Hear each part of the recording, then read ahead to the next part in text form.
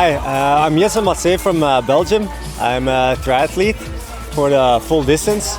I'm training for half Ironman end of May in Aix-en-Provence in France, and the full distance in Klagenfurt on the 4th of July. So I was here for a wedding of a friend, and my girlfriend found this competition, and I said, okay, let's participate in the 5 kilometers. First time I do this distance. It's quite long, I have to say, but the setting is really awesome. You have here one nice big lake, very straight line, so you can't go too much to the sides. Water temperature was perfect. The start was a bit delayed for the buoys, but eventually everything was okay. And I really enjoyed the setting and everything around it. So yeah, it was a real joy to participate here in Belgrade, the first open water competition that they have here. So I was happy to join here.